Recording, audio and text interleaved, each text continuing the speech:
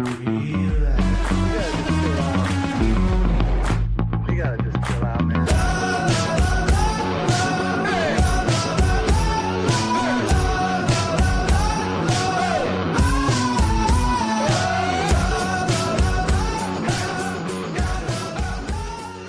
Pittsburgh Steelers fans, and welcome back to another episode of the Scho Bro Show. This is Steel Curtain Network's Dave Schofield coming at you Tuesday night, a little bit after 9 p.m. Where else would you rather be during this long off-season, Steelers fans? And with me, as always, except when he's not, is my big brother Rich, Big Bro Scho. How are you doing? Oh, I am doing just fine there, little brother Dave. No, little you brother. sound good. Little brother. Little brother, yeah. Yeah, it's we're kind of have not much Steeler stuff going on. No. The last Steelers news that we had was the Steelers announcing their complete coaching staff, and that was Thursday. Yeah, I think I so. think it was Thursday. So it's one of those things where we're moving into the off season and everything else, and it's no news isn't necessarily a bad thing, especially when you have an entirely new coaching staff, getting ready for the combine, all that stuff. Man, there's a whole lot of stuff of what not to expect, or meaning that it's really hard to know what to expect with everything being so different. Yeah, because we're going to have a couple of weeks in here where there's really not going to be much of anything going on. And and it's not necessarily a bad thing. It's not necessarily a good thing. It's just where we are in the year right now. Yeah. Now, it's not, I mean, it's funny because Jamie Carlos says, no news is good news. The real no news is good news time of year is the middle of June to the end of July, where you really don't want to hear anything. Exactly. Now it's interesting just because, if you want to talk about news, it's about teams releasing players that are still under contract, stuff of that nature. And it gets people thinking and talking. I think Greg and I are going to talk about that a little bit more.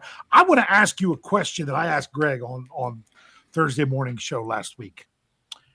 Do you think Coach McCarthy speaks at the combine? That's a good question. Because last year, Mike Tomlin was the only head coach that didn't speak at the combine. I think there's a good chance. I'd go better than 50% chance that McCarthy speaks. Yeah, because it's going to be his real first chance on a larger stage. Yes, and I think it's going to be important that he does. I think it'll be. I mean, there was very emotional introductory press conference, all that good stuff. I think if you really want to get down to what the Steelers may be thinking, where they may be going, other things of that nature. He's going to coach Tomlin in as well, and not really. He's going to say a lot without saying very much because he's been around and he's done this before. This ain't his first rodeo. But I would be surprised if he didn't speak. I'll say that, unless the Steelers are saying, "Hey, this is what we do as an organization: is we don't have our head coach speak." If it's an organizational thing, I think that's the only thing that would keep him from speaking, in my opinion. So we will have to see. You're looking at me. I'm like, let's talk about. We're bringing back a topic that we did. I think we did it a week or two. I think we did it a week sooner last year. But with all the coaches stuff going on, things got pressed back. This is a good subject to get into after the Super Bowl, before the combine, and you get into talking all that stuff, because I know Rich can't wait to talk about mock drafts. This is how that's going to have to be. The excitement is just oozing out of me. It's welling up so much. But that is this. Now, I'm sure you all may have been seeing the title of this show and you're ready to just go crazy in the live chat. Hold on to it, because remember, we do our big question at the end. But what Rich and I are going to do, we did this last year, we're going to look back at this past season, and we're each going to give our list of our top 5 favorite games from 2025. Now remember, a favorite game generally comes down to an experience you have from that game, which could be common to Steelers fans or might be very individual when it comes to that. I know um, last year on the list, I had the game with the Steelers beating the Bengals, and that was important to both of us because it was the day after our sister passed away, and it was kind of like, at least we had a Steelers win.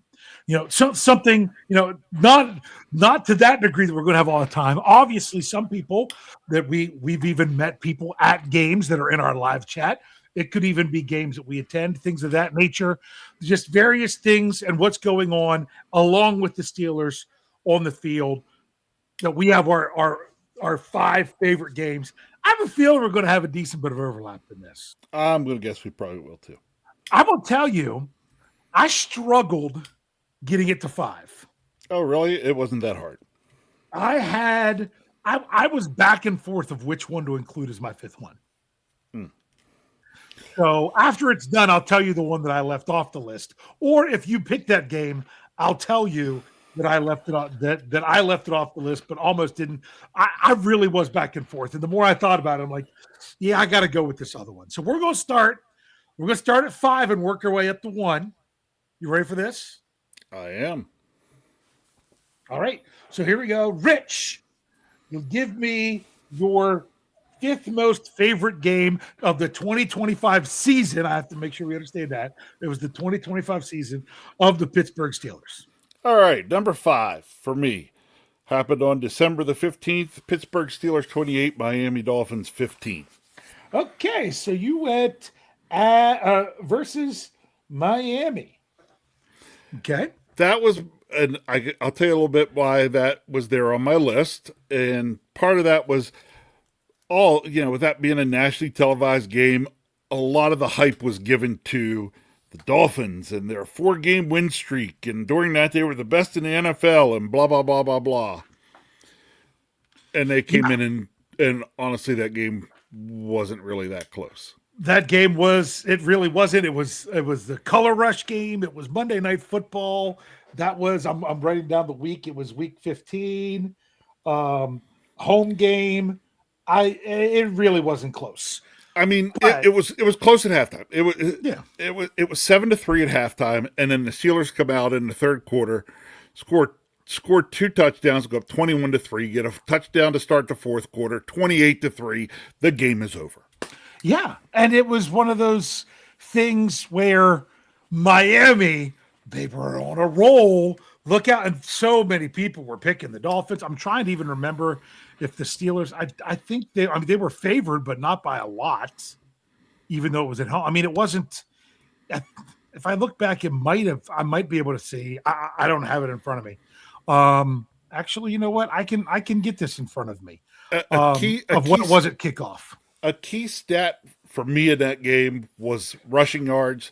Steelers 135, Dolphins 63. Yes, that was a big one. Better than doubled them up in rushing yards. Well, and that was the big talk coming in that on that 4-game win streak, they'd been the best rushing team at that time, and the Steelers just said, "Not in our house, no." Nope. So, yeah, you're exactly right. It was, and remember, it was the 2 rushing touchdowns were Connor Hayward and Jonnu Smith. Yeah, the tight ends. But I'm trying to find here where was the line? Usually I can get a line on this game for when it starts when I come in. Oh, I found it. The Steelers were 3-point favorites. So basically they just had the home field. They had the home field, and that was it. And notice that was the game that ended the Dolphins season. Basically, yes. And cost their head coach. Their head coach's job. Well, not only that, that was the last start by Tua, right? Yeah. Yeah, probably. I think it was after that they pulled him and everything else. So kind of ended their season. That was a good game. That one did not, I'll tell you right now, that one did not make my list. That was a good game, but it did not make my list. But I thought about it when I saw it there. I did. Yeah. Well, if both teams, I think, were 7-7 coming in, so their records were identical. And just all the hype on the Dolphins, and just that was a game made me feel very happy. Yeah. So hold on. You said that coming into the game, I can tell you the Dolphins were 6-7 and the Steelers were 7-6. Yes. So it was going to be that if the Steelers lost to the Dolphins, they both would have been 7-7. But that's not how it worked out. Yeah. So no, that was very, very, very good point. So my number 5 actually came 1 week prior to that one. It was on the road. It was at M&T Bank Stadium when the Pittsburgh Steelers went into Baltimore and defeated the Baltimore Ravens 27-22. That was the game where there wasn't the touchdown by Isaiah Likely, and there was all the controversy about why that wasn't a catch and everything, and people wanted to compare it to the touchdown that Roman Wilson had at the end of the Packers game, which really didn't matter. When he got 5 steps and Likely didn't get 3, people argued, "Oh, well, the ball was extended. We broke it down big time on this show." Remember? Yep. They were like, "Yeah, there's a difference. You have to." They're like, he wasn't extended. The ball was extended. He wasn't extending it. It wasn't a motion. And you broke that down. That was big to go into Baltimore and win that game. So that for me, was my number. Believe it or not, as big as that game was, that was my number 5 game. Hello? Number 5. Yeah. Gotcha. Okay. I'm not going to talk anymore about that game yet. Okay. That's fine. So that's what we have so far. Rich, so why don't you go ahead and move on to number 4? All right. Number 4. Of course, I clicked on the... sorry, I'm sitting here and I clicked on the wrong exact thing because you got me flustered. All right. My number 4 is going to be the very next week after the Dolphins game, and that would be the December the 21st, when the Steelers go into Detroit and defeat the Lions 29-24. That game, for me, that was the point in the season where it's like, if the Steelers could go in and win this game, even though Detroit ended up not making the playoffs, they were just a team that you felt the Steelers needed to go in and win this game. Yeah. And they do. And, of course, the best part about that game were the 2 45-yard touchdown runs by Jalen Warren. Yes. That was a good one. Oh, and I think, what did we held them to like 15 yards rushing. Oh, yeah, it was insane. It was crazy. But the other thing to remember about that game, just to put it out there, the Steelers went into Detroit 7-point underdogs. Yep. 7-point dogs go in. And, that was another game, if I remember right, that, it was 29-24. But if I remember right, it really wasn't as close as that said. Yeah. No, but remember, Detroit, that was the one. I'm not going to talk too much about this one. I'll save that for later. I know. I'll bring up a couple things there. Yeah. Well, let's just say it maybe shouldn't have been that close. It didn't have to be that close. It didn't have to be that close. Yeah. Yes. So that was. I mean, when you have a 22-10 lead in the fourth quarter. Yeah. Absolutely. My number 4 was, for the significance of it, I had to wake up early in late September to watch the Steelers play the first ever NFL game in Ireland against a team that was supposed to be really making some noise, and where the Steelers were once again underdogs in the game, but ultimately the Steelers came through with a 24-21 victory over the Minnesota Vikings in Ireland. And I will tell you, that was the first game off of my top 5. That was number 6. Yeah. I had to do it just because sometimes it's harder to remember that one because it was so long ago, in September. But that was a big deal for the Steelers with that game because another reason that was a big deal for me for the Steelers to win that game is that it was in week 4. And the Steelers had won in week 3. And they had not won in week 3 and week 4 under Mike Tomlin. And I was just like, oh. That's why when I picked the games before the season, I had picked the Steelers to lose in week 3 because I wanted them to win in week 4 because I thought that would be really great. But yeah, they had that game in Minnesota, or not in Minnesota, against Minnesota in Ireland. And that was another one of those games where how close was it? It was 21-6 after the third quarter. And yeah, I mean, they went up 24-6 and then gave up two late touchdowns. But ultimately, they gave up a touchdown just outside the 2-minute warning to cut it to 3 points. But really, they were dominating for most of that game and then went into let's try not to lose it mode. That's something that I wouldn't mind losing in Steelers games in the future under a new coaching staff. Yeah, I wouldn't mind losing that either because, we've looked here at a couple already where it was like, really, the Steelers had total control of that game, but you look at the final score and it's a 1-score game. Yeah. Yeah. And you get that so much with the Steelers, and it's so frustrating as a fan. But I also look back and I'm like, all right, how many times have they been up like that and they went into prevent mode and it didn't work and they lost? Not recently. Not in recent seasons. So you might, as much as you don't like it, you can't. They kept doing it because it still worked. I just don't think that they needed to do it. If that made any sense. That does make sense. Yeah. So all right. So there we go. So far we've both gone. We've gone number 5, number 4. Let's go ahead and hit our number 3s before we then take our break. All right. For me, number 3 for the 2025 season actually happened in 2026. As it was the final game of the season, Steelers 26, Ravens 24 in Pittsburgh.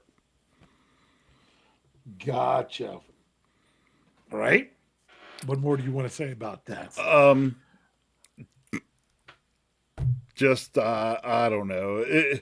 You have to throw it in there because, it gives the season sweep against the Ravens. It puts the Steelers in the playoffs. It cost Wang Harbs his job. Yeah.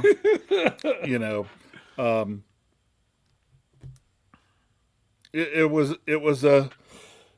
a good game. It was a great season ender. Just left you feeling, pretty good.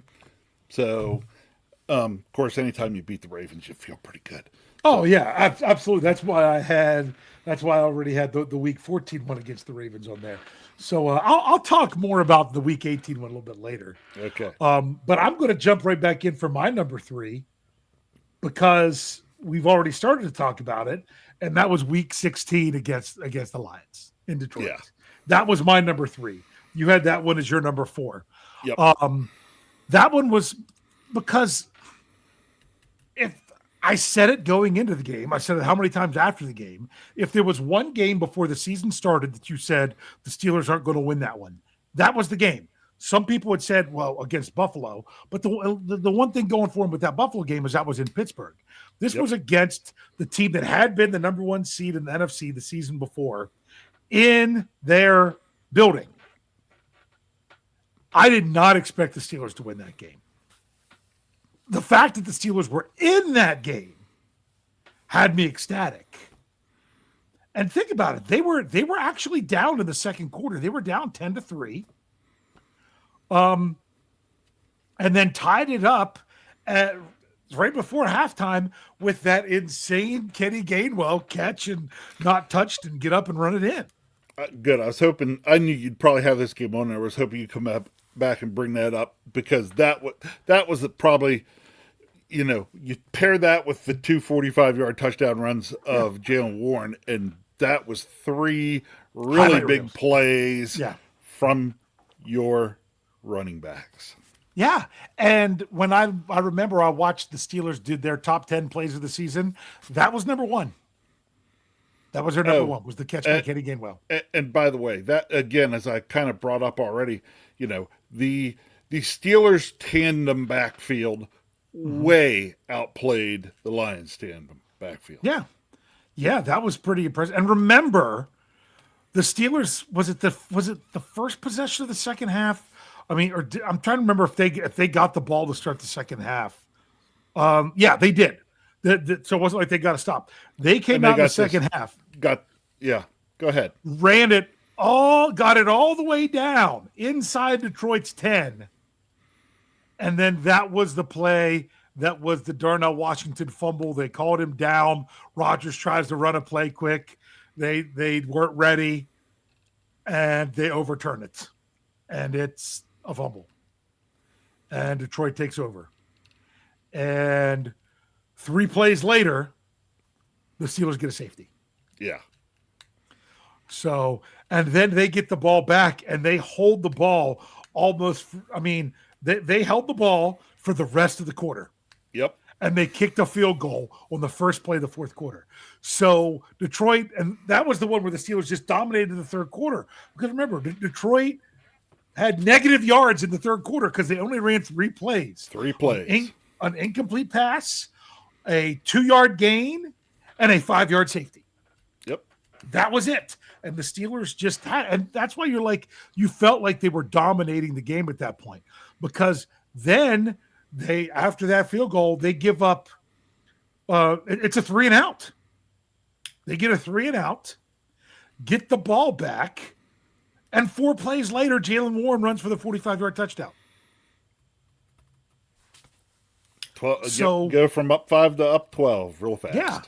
So they were up there, and then they kind of went into, let's hold back a little bit. They let the Lions go down and score quickly, pretty much. But then they got another 45-yard pass. Then they give up another touchdown. And remember, this was the game that ended on the offensive pass interference penalty. Yeah. Where they should have blown the ball dead because they pushed him back 7 yards before he lateraled it. But they decided to rule on the field that he lateraled it. But the penalty did that so the clock ran out.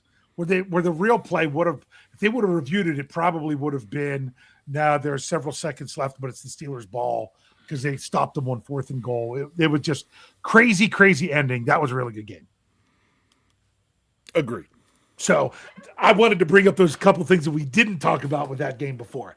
With that, we're going to go ahead and take a break. We're going to come back, catch our top 2 for each of us. Then we'll do our 5 minutes of non-Steelers talk. Big question at the end. So if you're with us here, we're live. We're not going anywhere. If you're with us here on the audio, stick around. We will be right back after this break. Relax, don't worry, no rush, what's the hurry? Relax, don't worry, don't worry, relax. Relax, don't worry, no rush, what's the hurry? Relax, don't worry, don't worry, relax. All right, we got to relax. Don't worry. We're going to get to all 5 of our favorite games. So far, just for a quick recap, I'm going to do mine first because we're going to do yours to roll right into number 2. Mine, 5 was week 14 at Baltimore. 4 was week 4 in Ireland against the Vikings. Week 3 was at Detroit. Number 3 was week 16 at Detroit. Sorry. Yours. Number 5 was week 15 Monday Night Football against the Dolphins. Number 4 was week 16 in Detroit. Number 3 was week 18 against the Ravens to go into the playoffs. Rich, what's your number 2? My number 2 would be Steelers at Baltimore. Okay. Because the only thing, okay. yeah, you know why I put that higher? Because Baltimore? the only thing better than beating the Ravens at home is beating the Ravens in their place. Yeah. That's pretty, but that one just kind of set everything up. That was the one that you thought that put the Steelers with a stranglehold on the North and that they weren't going to need to have to worry about the last week. And then they did. but yeah, that game. That I didn't expect them to go in and beat Baltimore. No, No. I didn't. Baltimore was back and getting pretty hot at that point in time, and everybody felt that the Ravens would win that game and take back control of the North. Yeah. And they did not. Yeah, because if you think about it, the Ravens had come out of the bye week and they had won 5 in a row. But they did lose at home to the Bengals on Thanksgiving night. And I actually didn't like that as much. It was nice to see Baltimore lose. But I thought, oh, great. Now they have the mini bye, and they've got to sit on that loss. They're going to come back and be ready for the Steelers. Nope. Steelers, Took they care of took care of business there. Took care of business. That game to me that wasn't the prettiest game. But again, I don't care about pretty. When you go into Baltimore and win, that's big. Yeah. Yeah. Think about that. And I will go ahead and say this.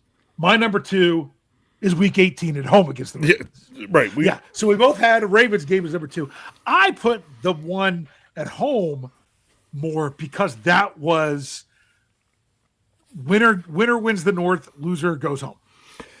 The reason I went lower with that one than the one in Baltimore was because, honestly, be honest with yourself, the Steelers lost that game. Actually, the Steelers can thank what's his name, the Tyler Loop. no, the other one, What? Justin Tucker. Oh, Justin Tucker for not being on the team. See, because here's the other thing. You realize, remember, Tyler Loop missed an extra point in the game in Baltimore that actually affected some stuff. Yeah, so I just because that was that. Remember, he missed the extra point when the Steelers gave up that Lamar Jackson run right before the end of the first half. Yeah, I'm one of those that also, when I look back at the season, if the Steelers don't, and this is just my opinion, okay? My opinion is if the Steelers don't win that game in Baltimore, they don't even have a chance in that last game to win the North. that's a really good point. Yeah. So- So when you look at it, from the importance of it, as looking at the season as a whole, I get it. I'm thinking about the excitement in the moment. Yeah, I that get it you. was that excitement in the moment, because that one with the last game of the last regular season game, the Steelers were down and had the ball with just a little over a minute left. Yeah, something like that. And got the touchdown to 12. Calvin Austin. Yep. I mean, that was just the fact that they came back and took the lead the way they did. That one was just crazy. Both of those games are great. Anytime you can say, because here you go. Just to bring this up before we bring up our other ones, that Way Johnson says the Steelers beat 6 playoff teams this year. Okay. So, yeah, because they beat the Patriots.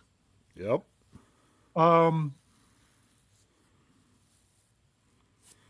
Actually, that's the only playoff team they beat.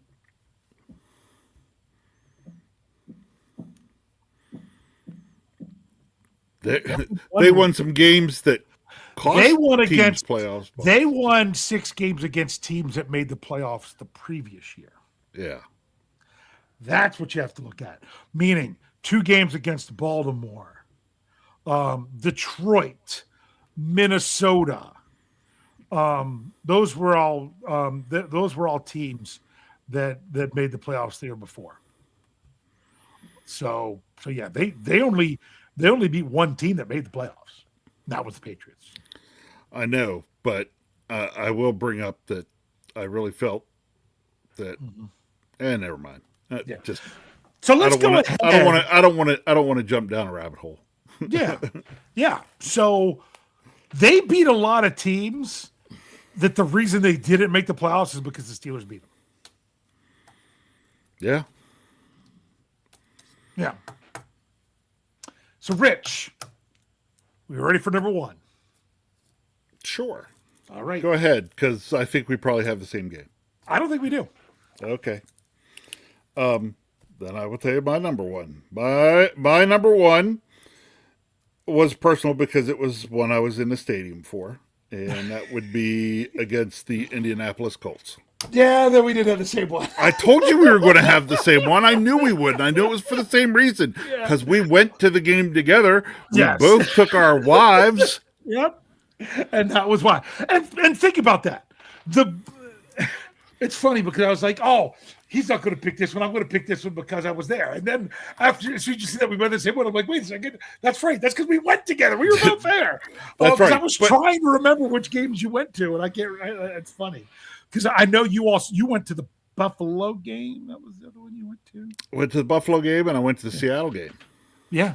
So, oh yeah, that's right. Because yeah, you were in my seats for the Seattle game. Yes, I was. So this was the only one you were at that they won. And Yep. to put the Colts game into perspective, they were the number one seed in the AFC when the Steelers went to play them. They were 7-1. Yep. 7-1. I mean, that's kind of,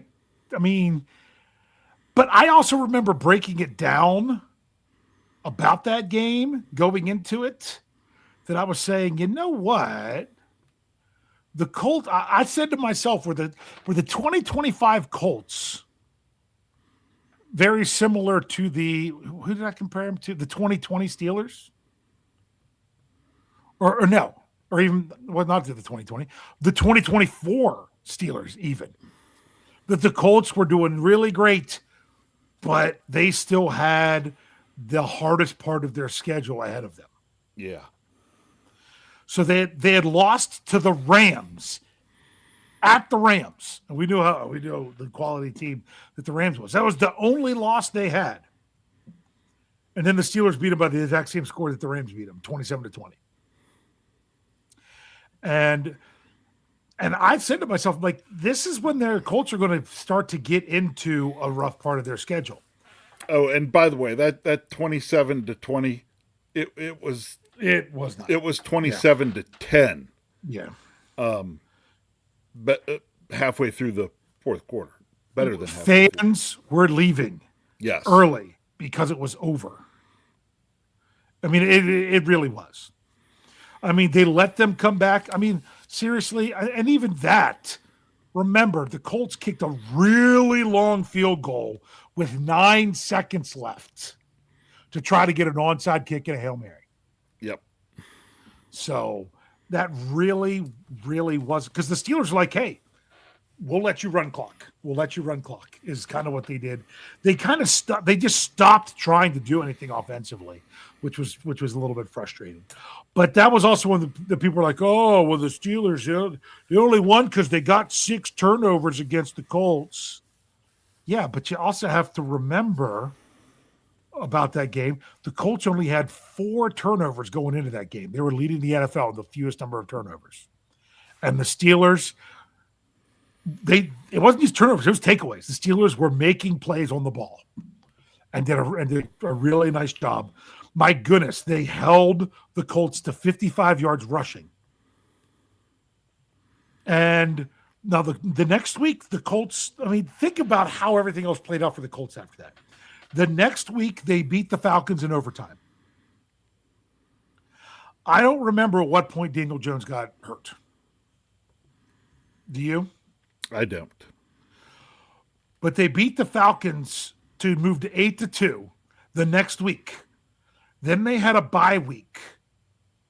And then they never won another game.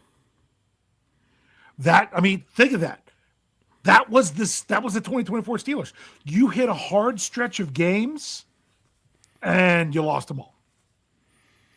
Like, they lost in overtime to the Chiefs. They lost to the Texans. They lost to the Jaguars. They lost to the Seahawks. They lost to the 49ers. They lost to the Jaguars. They lost to the Texans. Those were all, except for the Chiefs, who were defending AFC champions. those were all playoff teams. Yes. But if you look at who they beat, let's see, they beat the Broncos in week 2 before anyone realized the Broncos were good. But they beat the Dolphins, the Titans, the Raiders, the Cardinals. They did also have a decent win against the Chargers, and then the Titans again. So they had a couple good. I mean, they beat a couple playoff teams there. But that's ultimately how things worked out for the Colts. At the time the Steelers played them, that was a huge win in the moment. And too many people look back at that and see how the Colts season finished out and where they didn't even make the playoffs. And it kind of diminishes how big that win was in the moment. Yeah. But in the moment, that was a big deal. Yeah. And we were there. Yeah. Even better. Yeah. So did you have a you said what was your first one out? Yeah, it was the Vikings. My first one out was you did not have. Okay. That I had ahead of Miami, and I actually at first had against the one in Baltimore, which is when you had at number 2. So I think I went with the right route, but of at least doing the other Baltimore game. That was the Week 11 win against the Bengals. After they had lost on Thursday night to the Bengals, Aaron Rodgers gets hurt at the end of the first half. The Bengals come out, kick a field goal in their opening drive, and the score is 10-9. And Mason Rudolph's out on the field. You're like, it's a 1-point game, and it's 10-9. And the Steelers crushed. Partially because they scored 2 defensive touchdowns. Yep. And also, with Mason Rudolph, other than the last play of the game where they took a knee, he only had 2 drives, and the first one was a field goal, the second one was a touchdown. Yep. So the backup quarterback came in, did what he was supposed to do. The defense stepped up, scored twice, and that was a big one. That was one that I had just outside of my top 5. So, Gotcha. Yep. So just to recap, Rich, give your final 5 rundown. All right, my final 5: Dolphins, Lions. Number 3 was Ravens in Pittsburgh. Number 2 was Ravens in Baltimore, and number 1 was Indianapolis. Yep. Mine was at Baltimore, Ireland against Minnesota for 4, at Detroit was 3, home versus Baltimore was 2, and against Indianapolis was number 1. All right, bro. We're going to come back to this topic here at the very end for everybody, but it's that time. Last week it was me. This week is you. Next week it'll be back to the live chat to come up with the topic. It is our 5 minutes of non-Steelers talk. It's funny because last week you said, oh no, I'll save that for mine, an idea that you had. And of course you need to be like me. You didn't write it down. And now did you ever remember what it was, or did you have to come up with something else? Yeah, no, I never remembered what it was. All right. So are you ready for this? Enough, I guess. Okay. So you have a topic. All right. What do we got of our 5 minutes of non-Steelers talk this week? All right. So, Dave, today, when I stopped at Dad's house, we were talking, and he was telling me how today he just had this little bit of ornery streak in him, and took one of those spam calls and just messed with the person on the other end. Mm-hmm. So it got me to thinking about how ornery our dad could be, which then is how ornery we could be. Dave, what is one of the best ever pranks that you've pulled on somebody? Okay, best ever pranks I've pulled on people. Let's see. Oh, I've got several. I remember after when I was in college. You were just out of college, but when we were playing basketball in the summer, 3-on-3 at the outdoor league. After one of the games, it was I can't remember. Was it July or was it August? It was probably July, but it was the next day was a Friday the 13th. I actually went to one of our players' house, snuck around the back with my hockey mask, and was at the window as he stepped out of the shower and scared him to death. That was a pretty good one, but one that we remember. I don't think I've ever heard that story. Oh yeah. Wow. That was okay. that was a whole lot of fun. But something that comes to mind was just being when I was young. I can't remember how old I was. You might remember this. Our dad had, by trade, he was a master plumber, and he was doing some plumbing he was actually it was a new construction for a friend of his, and he would have us go and help, but he never really let us do anything other than like clean fittings and stuff like that, just go for jobs. But the guy's son was filling up a tank of water with the water hose that ran through the basement and out the open window because it wasn't completed yet, and was just up there with the hose filled with water. And I just decided, I went to the window, was watching him. I just decided where he was sitting there where he couldn't see it. I squeezed the hose shut. And he took it, he shook it, and I let it go, and it would keep going and keep going. And he's like, yeah. And then I did it again, and he turned the hose to look at it, and I let it go, and it just went all over his face. And he turns to me, he's like, yeah, our water does that sometimes. I had no idea I was the one down there turning the hose on and off, pitching the hose off on him. But that's the kind of stuff we would do. But that was the first one that popped in. How about you? What's your honoriest? I'm like you. I got a couple. My favorite one, and we don't have the time for me to go through it all, but my friend Big E, may he rest in peace, Big E. We pulled a trick on some other kids at the college where they were on a camping trip at Rocky Gap, and we were able to sneak into the campground. Actually got the person up front to let us in I made something up and got us in, and we went and because it was after dark, and we scared the crap out of these people. It was hilarious. But the other fun one that I love to talk about, believe it or not, Dave, involves the same person whose house we were putting the plumbing in. And I like telling this one because this was Dad and I together pulled this one off. So we were at the environmental center. We'd stopped in to check on something at the pool that we had fixed the previous week. Mm-hmm. So nobody anywhere knew we were stopping in to the complex there. Okay, which has the high school, middle school, and the environmental center. So we're up there, and Dad hated that place because there were always black snakes around. Mm-hmm. Well, we get there and there's a black snake. So Dad says, "Hey, go get the pipe out of that piece of pipe out of the truck." I was like, "Okay." So I go get it, and he says, "All right, I'm gonna pull the snake down from above the door onto the pool deck, and you hit him with the pipe." Mm-hmm. So Dad pulls the snake down, and I wham on the snake a couple times. Then Dad gets that ornery look on his face, and you know which one I'm talking about. And he says, "Go get that bag that we had earlier down there in the truck." At which point, before going to do it, I looked at him and said, "What are you up to?" And he said, "Well, go get the bag, I'll tell you." So I go get the bag. We put the snake in the bag. We go down to the high school, and the person whose house Dad was putting the plumbing in worked at the high school, but Dad knew he left his car unlocked and parked around the back of the building. So Dad drops me off so that he can get his van out of sight. I go over and dump the snake in around in the driver's side floor. The best part of this happened, and Dad and I didn't even get to know anything about it until the next day.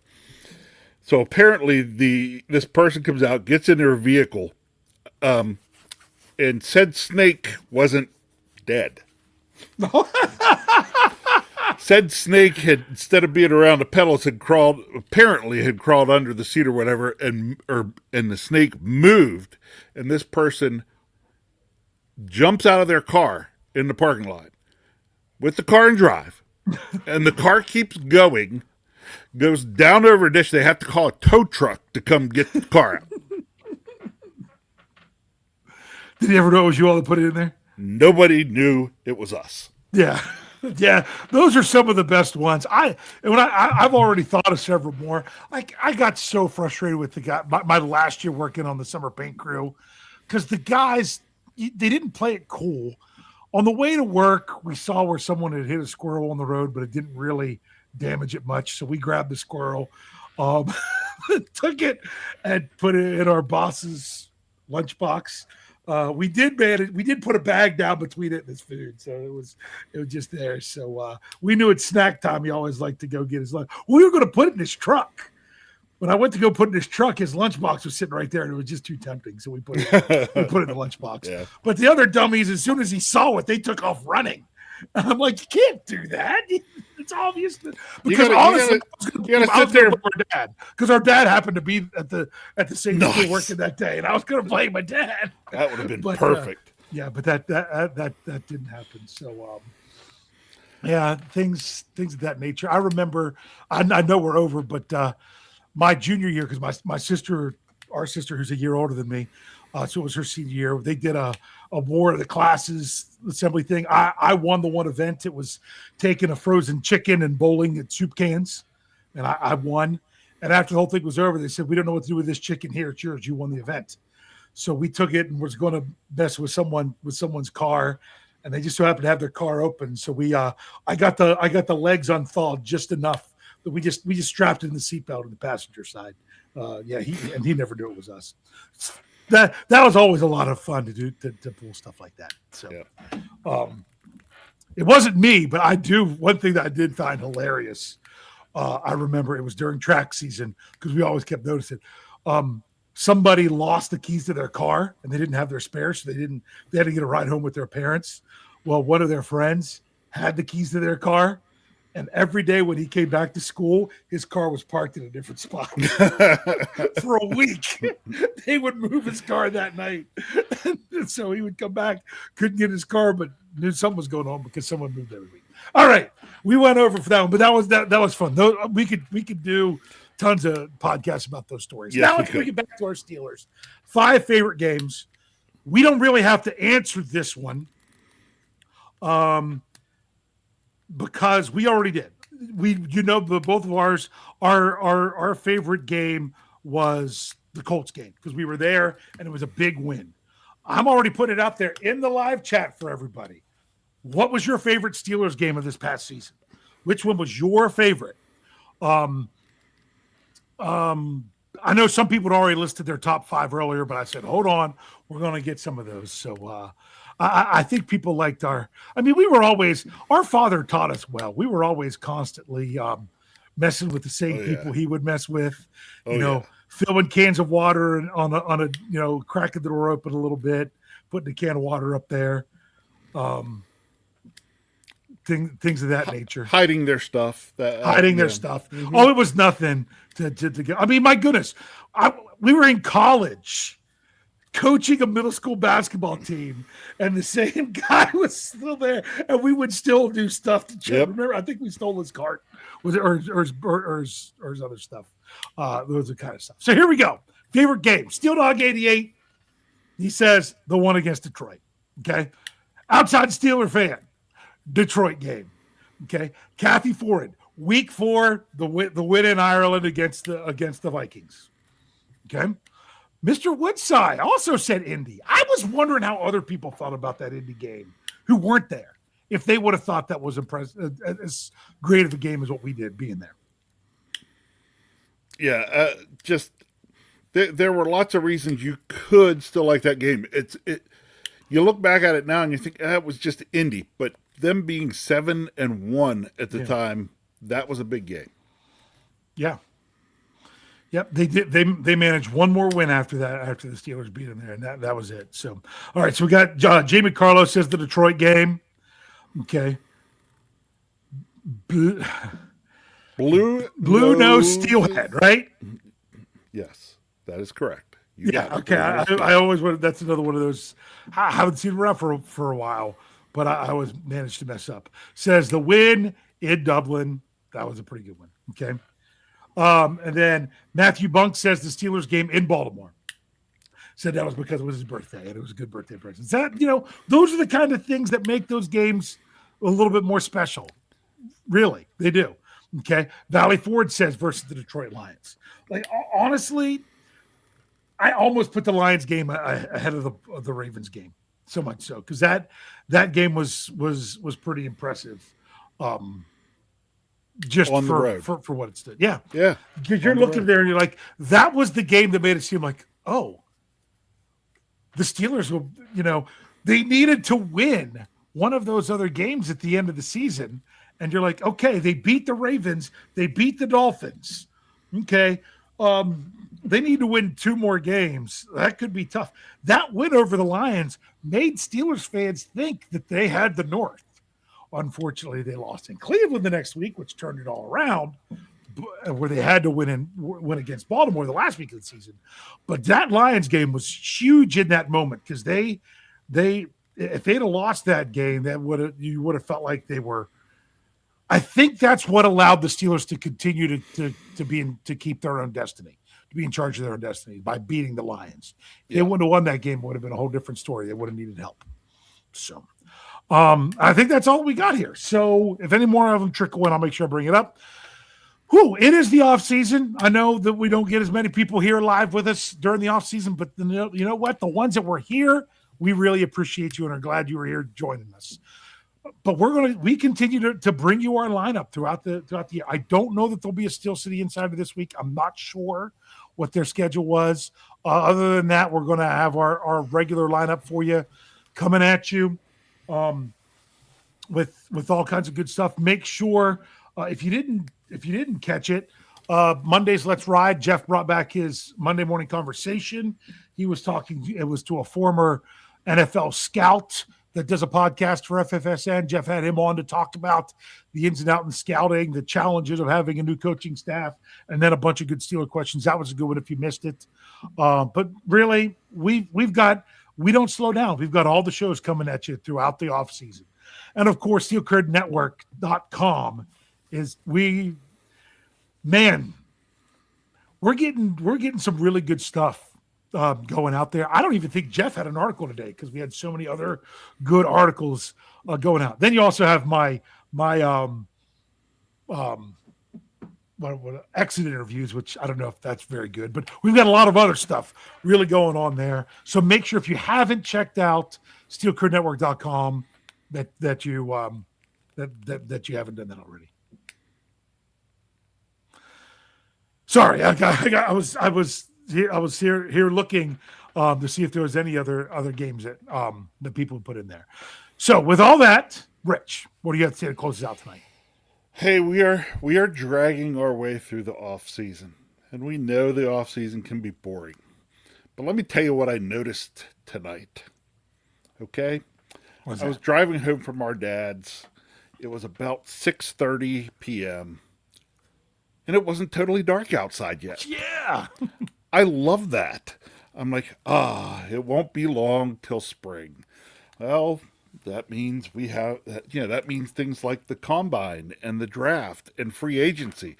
So all that stuff's coming up. So yes, we're in a bit of a lull right now, but in some ways I'm going to tell you, enjoy that lull because we are going to be ramping some things up here and there as league business starts taking place here in the off season.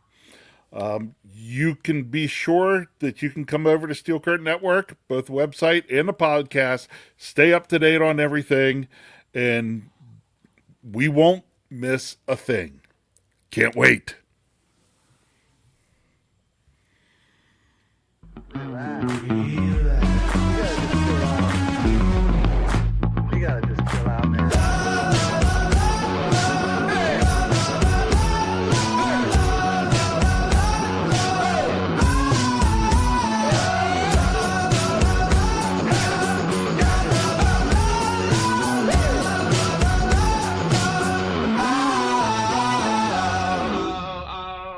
Can't wait.